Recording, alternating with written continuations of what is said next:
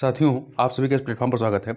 यहाँ पर हम लोग विजन आईएएस के पीटी 365 के तहत राज्य व्यवस्था की पीटी 365 को देख रहे हैं और आज की वीडियो में हम लोग संसद, राज्य विधानमंडल, स्थानीय सरकार का कार्यकाल अर्थात functioning of parliament, state legislature, local government, इससे संबंधित जो भी महत्वपूर्ण करंट अफेयर है उनको यहाँ पर हम लोग देखेंगे। तो चलिए सबसे पहले प्रारंभ करते हैं संसदीय सत्रों की गिरती उत्पादकता के संबंध में, decline productivity of parliamentary session के बारे में।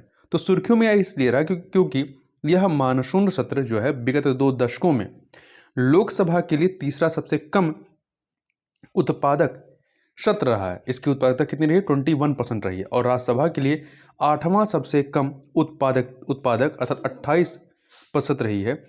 इस प्रकार का यह सत्र रहा है। बात करते हैं संसद का सत्र आहूत करने के बारे में। तो संविधान के अनुच्छेद 85 में संसद का सत्र आहूत करने का उपबंध किया गया है। किसमें है? अनुच्छेद 85 में है। संसद का सत्र आहूत करने की शक्ति सरकार के पास है। यह निर्णय संसदीय मामलों की मंत्रिमंडलीय समिति द्वारा लिया जाता है तथा इस निर्णय को राष्ट्रपति द्वारा औपचारिक स्वरूप प्रदान किया जाता है, जिनके नाम पर सांसदों को एक सत्र की बैठक के लिए बुलाया जाता है। तो ध्यान रखिएगा, संसद का सत्र आहूत करने की जो शक्ति है वो सरकार के पास है, परंतु इसका जो क्रियान्वयन होता है वो कौन करता है? राष्ट्रपति करता है। भारत का कोई निश्चित संसदीय कैलेंडर नहीं है। परंपरा के अनुसार संसद की बैठक 1 वर्ष में 3 सत्रों के लिए होती है, जिसमें बजट सत्र सबसे लंबे समय तक, मानसून सत्र और शीतकालीन सत्र शामिल हैं। तो 3 सत्र हैं: बजट सत्र, मानसून सत्र और शीतकालीन सत्र। संसद के 2 सत्रों के बीच 6 माह से अधिक का समय नहीं हो सकता है। तो ये फैक्ट भी महत्वपूर्ण है। यहाँ पर आप डायग्राम को देख सकते हैं कि किस प्रकार से संसद की बैठक में या उसकी प्रोडक्टिविटी में गिरावट आई है। तो पर्पल कलर से जो है लोकसभा के सत्रों की बात कही और राज्यसभा के लिए ऑरेंज कलर को इस्तेमाल किया गया है। तो यहाँ पर आप देख सकते हैं ये 1952 से लेकर के 2018 तक के आंकड़ों को इसमें दिखाया गया है। अब कुछ फैक्ट को आप याद रखिएगा कि स्थगन क्या होता है। स्थगन संसद की बैठक को कुछ घंटों, दिनों या हफ्तों के लिए स्थगित करना स्थगन कहलाता है। अनिश्चित काल के लिए स्थगन, संसद की बैठक को अनिश्चित काल के लिए स्थगित करना। अनिश्चित काल के लिए स्थगन की शक्ति जो है संसद के पीठासीन अधिकारी के पास होती है। सत्रावसान की बात करें तो बैठक और सत्र की समाप्ति। ध्यान रखिएगा, सदन का सत्रावसान जो है वो राष्ट्रपति कर सकता है। ठीक है, स्थगन जो है वो पीठासीन अधिकारी करता है, सदन का पीठासीन अधिकारी। अवकाश की बात करें तो सत्रावसान और अगली बैठक के बीच का जो समय होता है वो अवकाश कहलाता है। विघटन क्या होता है? इससे लोकसभा का कार्यकाल समाप्त हो जाता है। केवल राष्ट्रपति ही सदन को भंग या विघटित कर सकता है। आगे चलते हैं। आगे हम लोग बात करते हैं लोकसभा के उपाध्यक्ष के बारे में, डिप्टी स्पीकर ऑफ लोकसभा। सुर्खियों में क्यों है? हाल ही में दिल्ली उच्च न्यायालय ने एक याचिका पर सुनवाई के दौरान लोकसभा सचिवालय से 2 वर्ष से अधिक समय से लोकसभा के उपाध्यक्ष के रिक्त पद पर जवाब मांगा है। ठीक है, 2 सालों से लोकसभा का कोई भी उपाध्यक्ष नहीं है। उपाध्यक्ष और उसके निर्वाचन के बारे में बात करें तो अध्यक्ष और उपाध्यक्ष लोकसभा के पीठासीन अधिकारी होते हैं। जब अध्यक्ष का पद रिक्त होता है या सदन की किसी बैठक से अध्यक्ष अनुपस्थित होता है तब अध्यक्ष के कर्तव्यों का पालन उपाध्यक्ष द्वारा किया जाता है। संविधान के अनुच्छेद 94 के अनुसार लोकसभा का अध्यक्ष उपाध्यक्ष को संबोधित अपने हस्ताक्षर सहित लेख द्वारा अपना पद त्याग सकता है। मतलब लोकसभा अध्यक्ष को यदि अपना पद छोड़ना है तो वो किसको संबोधित करेगा? उपाध्यक्ष को संबोधित करेगा। अनुच्छेद 93 के तहत लोकसभा यथाशीघ्र अपने 2 सदस्यों को अपना अध्यक्ष और उपाध्यक्ष चुनेगी और जब जब अध्यक्ष या उपाध्यक्ष का पद रिक्त होता है तब तब लोकसभा किसी अन्य सदस्य को यथास्थिति अध्यक्ष या उपाध्यक्ष चुनेगी। हालांकि अनुच्छेद 93 के तहत निर्वाचन के लिए कोई समय सीमा प्रदान नहीं की गई है। ठीक है, यहाँ पर कितने समय में ये निर्वाचन हो जाना चाहिए इसकी कोई भी बात नहीं कही गई है। राष्ट्रपति अध्यक्ष के निर्वाचन की तिथि निर्धारित करता है। कौन करता है? राष्ट्रपति करता है। अध्यक्ष द्वारा उपाध्यक्ष के निर्वाचन की तिथि निर्धारित की जाती है। तो यहाँ ध्यान रखिएगा, ये फैक्ट महत्वपूर्ण है कि अध्यक्ष के निर्वाचन की तिथि जो है वो राष्ट्रपति निर्धारित करता है, जबकि उपाध्यक्ष की जो डिप्टी स्पीकर है उसके निर्वाचन की तिथि जो है वो अध्यक्ष के द्वारा निर्धारित की जाती है। अब यहाँ पर लोकसभा की प्रक्रिया और कार्य संचालन नियम एवं उपाध्यक्ष की बात करें तो लोकसभा की प्रक्रिया और कार्य संचालन नियमों के नियम 8 के तहत उपाध्यक्ष के निर्वाचन की तिथि निर्धारित करने का दायित्व अध्यक्ष को होता है। इसके नियम 9 के अनुसार अध्यक्ष और उपाध्यक्ष की अनुपस्थिति में सभा में पीठासीन होने के लिए अध्यक्ष द्वारा 10 सदस्यों की एक तालिका बनाई जाती है, लेकिन उन्हें उपाध्यक्ष के कर्तव्यों का निर्वहन करने की शक्ति प्रदान नहीं की गई है। यहां ध्यान रखिएगा कि 11वीं लोकसभा के बाद से यह आम सहमति रही है कि अध्यक्ष जो है सत्ता पक्ष या गठबंधन से होगा और उपाध्यक्ष का पद जो है वो मुख्य विपक्षी दल को जाएगा। तो यह भी एक बहुत बड़ा रीजन है कि 2 सालों से यह पद जो है रिक्त है। पदावधि की बात करें तो अध्यक्ष की तरह उपाध्यक्ष भी लोकसभा की समयावधि जो 5 वर्ष है इसके दौरान आमतौर पर पद पर बना रहता है। निष्कासन या हटाया जाना कैसे हटा सकते हैं तो लोकसभा के तत्कालीन सभी सदस्यों के बहुमत से पारित, तो ध्यान रखिएगा सभी सदस्यों के तत्कालीन सभी सदस्यों के बहुमत से पारित संकल्प के द्वारा उपाध्यक्ष को हटाया जा सकता है। उपाध्यक्ष जो है ये बजट समिति का अध्यक्ष होता है। तो यह भी फैक्ट है कि उपाध्यक्ष जो है बजट समिति का अध्यक्ष होता है। पूछा जा सकता है कि बजट समिति का अध्यक्ष कौन होता है? उपाध्यक्ष होता है। वह सचिवालय के बजट प्रस्तावों को आम बजट में शामिल करने के लिए वित्त मंत्रालय को भेजे जाने से पहले मंजूरी देता है। कौन देता है? उपाध्यक्ष देता है। कुछ फैक्टों को याद रखिए कि भारत का उपराष्ट्रपति राज्यसभा का पदेन सभापति होता है। पदेन सभापति होता है। राज्यसभा का उपसभापति एक संवैधानिक पद है। राज्यसभा का उपसभापति एक संवैधानिक पद है। यह अनुच्छेद 89 के तहत बनाया गया है। उपसभापति का चुनाव राज्यसभा के सदस्यों में से होता है। ठीक है। अनुच्छेद 178 के तहत किसी राज्य की विधानसभा के अध्यक्ष और उपाध्यक्ष के चुनाव का प्रावधान करता है। 178 करता है। वहीं भारत में अध्यक्ष या स्पीकर के पद की उत्पत्ति जो है वर्ष 1921 में हुई थी। कब हुई थी? 1921 में हुई थी, जब मॉन्टेग्यू चेम्सफोर्ड सुधारों के तहत केंद्रीय विधानसभा का गठन किया गया था। वर्ष 1921 से पहले भारत के गवर्नर जनरल विधान परिषद की बैठकों की अध्यक्षता करते थे। 21 के बाद क्या हुआ? अध्यक्ष के पद की उत्पत्ति की गई। आगे चलते हैं, आगे बात करते हैं लोक लेखा समिति के बारे में, पब्लिक अकाउंट्स कमेटी पीएससी के बारे में।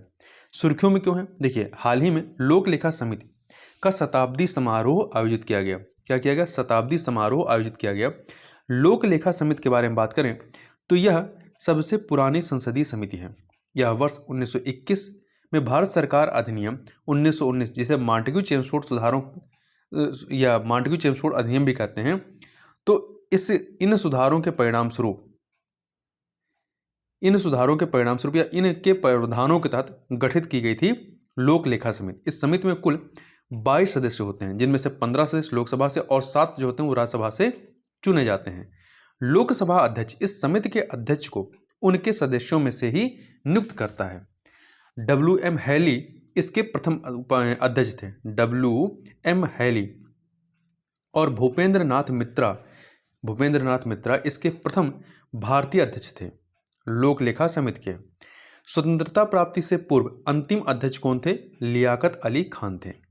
वर्ष 1966-67 तक 66 से 67 तक समिति के अध्यक्ष सत्ताधारी दल से संबंधित होते थे। हालांकि वर्ष 1967 से एक परंपरा विकसित हुई है जिसके तहत समिति के अध्यक्ष को हमेशा विपक्षी दल से चुना जाता है। मतलब जो लोक लेखा समिति का अध्यक्ष होता है वो विपक्षी दल का होता है, जबकि प्राक्कलन समिति का जो अध्यक्ष होता है वो सत्ता पक्ष का सदस्य होता है। इसका कार्य क्या है? संसद द्वारा प्रत्येक वर्ष इसका गठन किया जाता है। इस समिति के कार्यों में शामिल है भारत सरकार के खर्च के लिए संसद द्वारा स्वीकृत राशियों के व्यय को दर्शाने वाले खातों या विनियोग लेखाओं के बारे में, भारत सरकार के वार्षिक वित्त लेखाओं के संबंध में और संसद के सामने रखे गए ऐसे अन्य खातों जिन्हें समिति ठीक समझे की जांच करना। साथ ही यह समिति आवश्यकता अनुसार स्वायत्त और अर्ध स्वायत्त निकायों के लेखाओं की भी जांच करती है। यह समिति ऐसे सरकारी उपक्रमों और सरकारी कंपनियों से संबंधित लेखाओं की जांच नहीं करती जिसकी जांच सरकारी उपक्रमों संबंधित समिति करती है। तो ये फैक्ट याद रखिए, किसकी जांच ये नहीं करती है। तो यह समिति जो है लोक लेखा समिति ऐसे सरकारी उपक्रमों और सरकारी कंपनियों से संबंधित लेखाओं की जांच नहीं करती है जिनकी जांच या जिसकी जांच सरकारी उपक्रमों से संबंधित समिति करती है। यहां पर कुछ अन्य चीजों को देखें। पहले तो देखिए, लोक वित्त और सरकार के खर्च पर निगरानी रखने के लिए जो अन्य संसदीय समितियां हैं लोक लेखा समिति के अतिरिक्त, तो इसमें प्राक्कलन समिति है और सरकारी उपक्रमों से संबंधी समिति है। यदि प्राक्कलन समिति की बात करें तो बजट में सरकार द्वारा प्रस्तावित खर्च या व्यय की समीक्षा करने और सार्वजनिक व्यय में मितव्ययिता लाने हेतु सुझाव देने के लिए वर्ष 1950 में प्राक्कलन समिति को गठित किया गया था। कब किया गया था? 1950 में, जबकि लोक लेखा समिति 1921 का है। मूल रूप से इसमें 25 सदस्य होते थे, किंतु वर्ष 1956 में इसकी सदस्य संख्या बढ़ा करके 30 कर दी गई। इसके सभी 30 सदस्य जो होते हैं वो लोकसभा से ही होते हैं। लोकसभा के अध्यक्ष द्वारा लोकसभा के सदस्यों में से ही समिति का अध्यक्ष या अध्यक्ष की नियुक्ति की जाती है। इसका अध्यक्ष हमेशा सत्ताधारी दल से ही चुना जाता है। लोक लेखा समिति का विपक्षी दल से और प्राक्कलन समिति का जो होता है वो सत्ताधारी दल से होता है। वहीं सरकारी उपक्रमों संबंधी समिति की बात करें तो सरकारी उपक्रमों संबंधी समिति को कृष्ण मेनन समिति की सिफारिशों पर वर्ष 1964 में गठित किया गया था। कृष्ण मेनन समिति की सिफारिशों पर देखिए, वर्ष 1974 में इसकी सदस्य संख्या जो है 15 से बढ़ा करके 22 कर दी गई, जितनी लोक लेखा समिति में होती है। इसमें लोकसभा से 15 और राज्यसभा से 7 सदस्य होते हैं। लोकसभा के अध्यक्ष द्वारा केवल लोकसभा के सदस्यों में से ही समिति के अध्यक्ष की नियुक्ति की जाती है। तो ये ध्यान रखिएगा, ये क्रम लगाने का तो सबसे पहले आपका लोक लेखा समिति, फिर प्राक्कलन समिति और सबसे लास्ट में सरकारी उपक्रमों संबंधी समिति है। यदि हम यहाँ पे नियंत्रक और महालेखा परीक्षक कैग तथा लोक लेखा समिति के संबंधों की बात करें तो अनुच्छेद 148 में भारत के नियंत्रक और महालेखा परीक्षक अर्थात कैग के स्वतंत्र पद का प्रावधान है। वह भारतीय लेखा परीक्षा और लेखा विभाग का प्रमुख होता है, जो कैग होता है। कैग राष्ट्रपति को निम्नलिखित 3 लेखा परीक्षा रिपोर्ट प्रस्तुत करता है। कौन सा? पहला विनियोग लेखाओं पर लेखा परीक्षा रिपोर्ट, दूसरा वित्त लेखाओं पर लेखा परीक्षा रिपोर्ट और तीसरा है सार्वजनिक उपक्रमों पर लेखा परीक्षा रिपोर्ट। तो ध्यान रखिएगा, 3 है, विनियोग लेखाओं पर, वित्त लेखाओं पर और सार्वजनिक उपक्रमों पर। राष्ट्रपति इन रिपोर्ट्स को संसद के दोनों सदनों के समक्ष रखता है। इसके बाद लोक लेखा समिति इनकी जांच करती है। ठीक है, ये जो प्राक्कलन समिति की रिपोर्ट आती है इसको फिर लोक लेखा समिति इसकी जांच करती है। मतलब नहीं, गड़बड़ हो गया। ये जो कैग के द्वारा जो 3 लेखा परीक्षा रिपोर्ट दी जाती है तो राष्ट्रपति इसको पहले संसद के समक्ष रखता है, फिर इसके बाद लोक लेखा समिति इसकी जांच करती है और इसके निष्कर्षों से संसद को अवगत कराती है।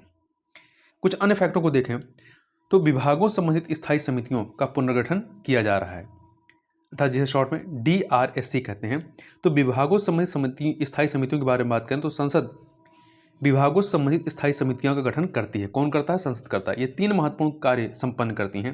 पहला, उन्हें संदर्भित विधेयकों की जांच करना, दूसरा मंत्रालयों से संबंधित विशिष्ट विषयों का चयन करना और सरकार द्वारा कार्यान्वयन की समीक्षा करना तथा विभागों के बजटीय परिव्यय की जांच करना।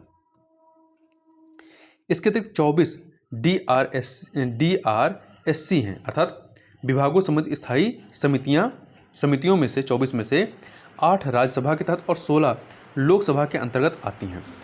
नियम 268 के तहत गठित प्रत्येक समिति में कुल 31 सदस्य होते हैं।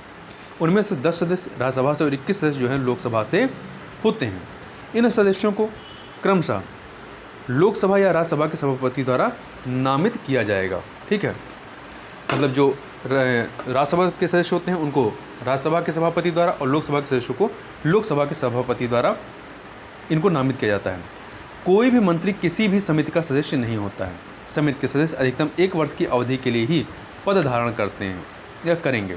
कुछ फैक्टरों की ध्यान रखिएगा कि संसदीय समितियां अनुच्छेद 105 और अनुच्छेद 118 से अपना प्राधिकार प्राप्त करती हैं। संसदीय समितियां अनुच्छेद 105 और 118 से अपना प्राधिकार प्राप्त करती हैं। अनुच्छेद 105 संसद सदस्यों के विशेषाधिकारों से संबंधित है, जबकि अनुच्छेद 118 जो है ये संसद की प्रक्रिया और कार्य संचालन को विनियमित करने के लिए नियम बनाने तो संसद की शक्ति से संबंधित है। संसदीय समितियां 2 प्रकार की होती हैं, स्थायी समितियां और तदर्थ समितियां। स्थायी समितियां जो है निरंतर यानी स्थायी प्रकृति की होती हैं। इसका गठन प्रत्येक वर्ष या समय समय पर किया जाता है। इन्हें निम्नलिखित में वर्गीकृत किया जा सकता है: वित्तीय समितियां, विभागीय स्थायी समितियां और अन्य स्थायी समितियां। वित्तीय समितियां जो है 3 हैं, विभागीय स्थायी समितियां 24 हैं। ठीक है, 24 हैं। कितनी हैं? 24 हैं। इसके अतिरिक्त अन्य स्थायी समितियां भी हैं। तदर्थ या चयन समितियां अस्थायी प्रकृति की होती हैं और सौंपे गए कार्य के पूर्ण होने पर इनका अस्तित्व समाप्त हो जाता है। तदर्थ समितियों की 2 श्रेणियों में विभाजित किया जा सकता है, अर्थात जांच समिति और सलाहकार समिति। वर्ष 1993 में लोकसभा की नियम समिति की सिफारिश पर संसद में 17 विभागों से संबंधित स्थायी समितियां स्थापित की गई थी। वर्ष 2004 में ऐसी 7 और समितियां स्थापित की गई और इससे इनकी संख्या 17 से बढ़कर के 24 हो गई। वर्तमान में 24 जो है विभागीय समितियां हैं। विधान परिषद के बारे में बात करें, लेजिस्लेटिव काउंसिल तो सुर्खियों में क्यों है? देखिए, मंत्रिमंडल ने पश्चिम बंगाल में विधान परिषद के गठन के प्रस्ताव को मंजूरी दी है। विधान परिषद के बारे में बात करें तो विधान परिषद राज्यसभा की भांति ही राज्य विधायिका में उच्च सदन होता है तथा यह एक स्थायी सदन होता है। क्या होता है? स्थायी सदन होता है। विधान परिषद के सदस्य या तो राज्य के राज्यपाल द्वारा नाम निर्दिष्ट होते हैं या अप्रत्यक्ष रूप से निर्वाचित होते हैं। विधान परिषद के सदस्यों का कार्यकाल 6 वर्ष का होता है तथा सदन के 1/3 सदस्य प्रत्येक 2 वर्ष बाद उपरांत या 2 वर्ष उपरांत सेवानिवृत्त हो जाते हैं। ठीक है, तो इनका कार्यकाल 6 वर्ष का होता है और सदन के 1/3 सदस्य जो होते हैं वो 2 वर्ष के उपरांत सेवानिवृत्त हो जाते हैं। पात्रता मानदंड की बात करें तो भारतीय नागरिक जो कम से कम 30 वर्ष का हो, एक व्यक्ति एक साथ संसद और राज्य विधानमंडल का सदस्य नहीं हो सकता। ये भी ध्यान रखिएगा, एक तो कम से कम भारतीय नागरिक हो और वो 30 वर्ष का हो। इसके अतिरिक्त यहाँ यह भी ध्यान रखना है कि एक व्यक्ति जो है एक साथ ही सांसद मतलब संसद का सदस्य और राज्य विधानमंडल का सदस्य नहीं हो सकता है। संविधान के अनुच्छेद 169 के अनुसार संसद विधि द्वारा किसी भी राज्य में विधान परिषद का सृजन एवं उत्साधन कर सकती है। कौन कर सकता है? संसद कर सकती है। ठीक है, हालांकि इस हेतु विशेष बहुमत विधानसभा के 2/3 सदस्यों से उस राज्य की विधानसभा द्वारा इस आशय का संकल्प पारित किया जाना आवश्यक है। तो फिर से ध्यान दीजिएगा, संविधान के अनुच्छेद 169 के अनुसार संसद विधि द्वारा किसी भी राज्य में विधान परिषद का सृजन कर सकता है, मतलब स्थापित कर सकता है या उत्साधन समाप्त कर सकती है। हालांकि इस हेतु विशेष बहुमत विधानसभा के 2/3 सदस्यों से उस राज्य की विधानसभा द्वारा इस आशय का संकल्प पारित किया जाना आवश्यक है। पहले आगे देखते हैं। इसके अतिरिक्त साथ ही अनुच्छेद 171 के तहत विधान परिषद की कुल सदस्य संख्या उस राज्य की विधानसभा के सदस्यों की कुल संख्या के 1/3 से अधिक नहीं होगी, परंतु किसी भी दशा में 40 से कम नहीं होगी। तो ये भी फैक्टर याद रखना है। जो विधानसभा की स्ट्रेंथ है उसकी जो है 1/3 से अधिक नहीं होगी और 40 से कम भी नहीं होगी। देखिए, किसी राज्य की विधान परिषद में सदस्यों की कुल संख्या उस राज्य की विधानसभा में सदस्यों की कुल संख्या के 1/3 से अधिक नहीं होनी चाहिए, बशर्ते कि विधान परिषद में सदस्यों की कुल संख्या किसी भी स्थिति में 40 से कम ना हो। परिषद की स्थापना के बाद पश्चिम बंगाल जो है वो विधायिका की द्विसदनीय प्रणाली वाला 7वां भारतीय राज्य बन जाएगा। बाकी के 6 कौन से हैं? आंध्र प्रदेश, तेलंगाना, बिहार, उत्तर प्रदेश, महाराष्ट्र और कर्नाटक। पहले जम्मू कश्मीर भी था, अब वो नहीं इसमें शामिल है। आगे इसमें देखते हैं इसके बारे में। तो विधान परिषद की जो संरचना होती है किस प्रकार की होती है? तो इसके जो टोटल सदस्य होते हैं, इसके 1/6 सदस्य जो होते हैं राज्यपाल द्वारा मनोनीत होते हैं। 1/3 सदस्य जो होते हैं ये विधानसभा सदस्यों द्वारा चुने जाते हैं और वहीं पर 1/3 सदस्य जो होते हैं ये आपके सदस्य स्थानीय निकायों जैसे कि नगरपालिका, निगम और अन्य स्थानीय प्राधिकरणों द्वारा चुने जाते हैं। वहीं 1/12 सदस्य जो हैं अध्यापकों द्वारा, 1/12 सदस्य जो है स्नातकों के द्वारा चुने जाते हैं। आगे चलते हैं, इसमें विधान परिषद और विधानसभा के बीच अंतर को देख लेते हैं। तो तुलना का आधार क्या है और विधान परिषद और विधानसभा के बारे में देखिए। अर्थ के रूप में देखें तो विधान परिषद की बात करें तो यह राज्य विधानमंडल का उच्च सदन है। इसके सदस्य जो है आंशिक रूप से निर्वाचित और आंशिक रूप से मनोनीत होते हैं। विधानसभा की बात करें तो यह राज्य विधानमंडल का निम्न सदन है।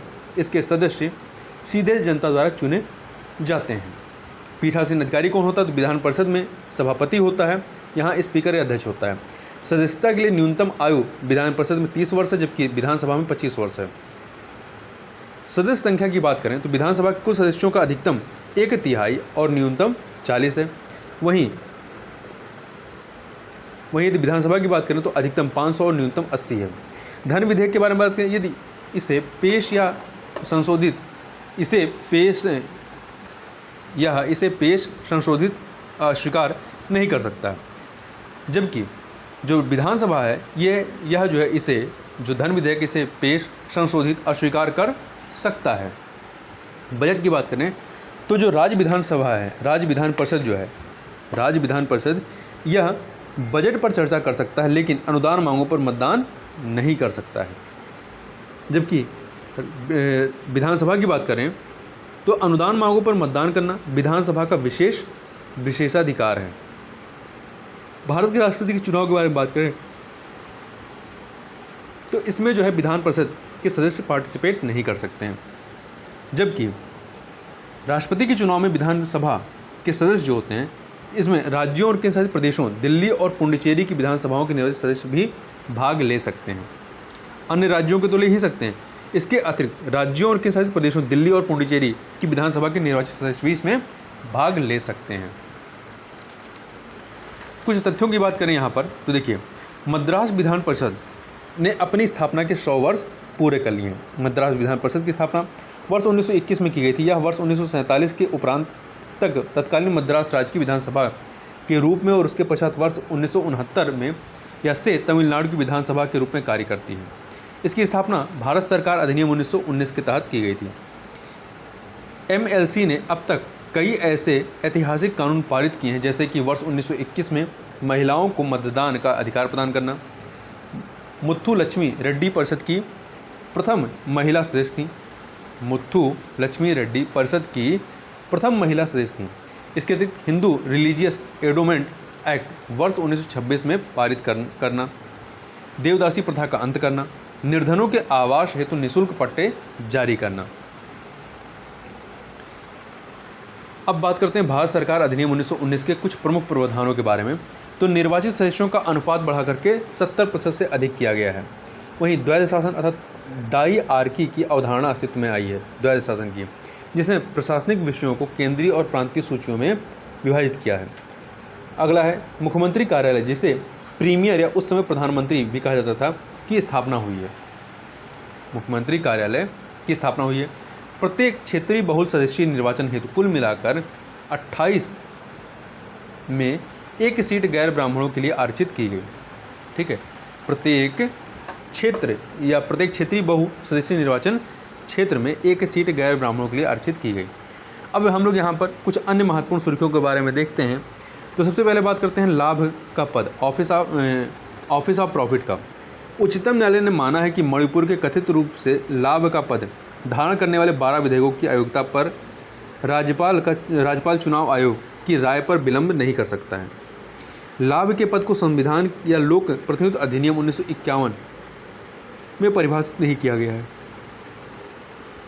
तो ध्यान रखिएगा, लाभ के पद को संविधान या लोकसभा लोक प्रतिनिधित्व अधिनियम 1951 में परिभाषित नहीं किया गया, किंतु विभिन्न न्यायालयों ने इसकी व्याख्या कुछ कर्तव्यों के साथ एक विशिष्ट पद के रूप में की गई है जो लगभग सार्वजनिक प्रकृति के हैं। सार यह है कि विधायकों को वर्तमान सरकार के प्रति किसी भी उत्तरदायित्व के बिना स्वतंत्र रूप से अपने कर्तव्यों का पालन करने की अनुमति दी जाती है। इसके अतिरिक्त संसद निर्भरता निवारण अधिनियम 1969 में से कोई पद सूचीबद्ध है जिन्हें निर्भरता से छूट प्रदान की गई है।